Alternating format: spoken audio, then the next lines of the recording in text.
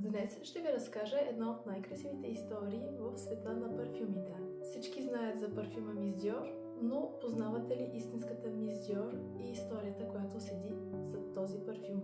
1947 година е година на надежда и ново начало.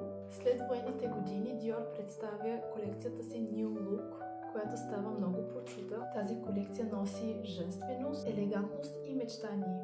И към тази модна революция се добавя и създаването на техния първи парфюм,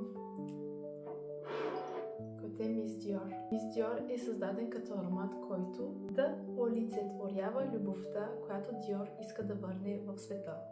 И Кристиан Диор посвещава парфюма на своята любима сестра Катрин Диор, която е смела жена и участничка в съпротивата. Той я нарича моето вдъхновение, моя ангел. Оригиналният Мис Диор е зелен шипров аромат. Мис Диор не е останал непроменен през годините. И през годините ароматът е интерпретиран многократно, но винаги запазва своя дух, женственост и романтика. До годините 1950 и 70 формулата остава близо до оригинала. През 2005 година става първият Мис Диор Шери, който е по-сладък, модерен. По-късно името му просто става Мис Диор. 2012, 2017, 2021 година формулата е преработена от парфюмеристите, които по това време работят за къщата Кристиан Диор. Днешната Мис Диор Eau de Parfum е тази версия от 2021, която аз притежавам. Това е творение на Франсуа Демаши. Това е аромат, който е по-мек, по-цветен и по-светъл.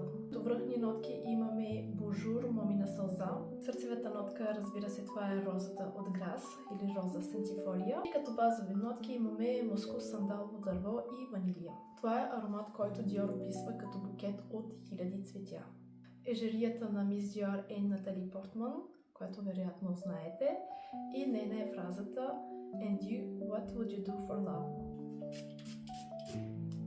Много приятен аромат. И като заключение искам да кажа няколко думи за различните варианти на Мис Диор, които в момента са на пазара. Още имаме Мис Диор Eau de Parfum, който според мен е най-страхотният Мис Диор.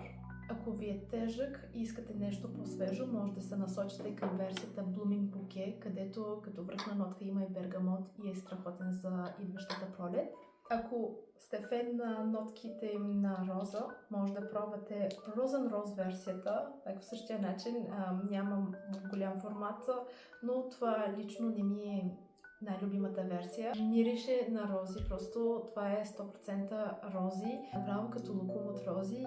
Последно, за новите версии Parfum и L'Extrait de Parfum. Тази парфюм версия е създадена от Франсис Куржиан, който е парфюмеристът, който създаде Baccarat Rouge, Le Mal, Burberry Her.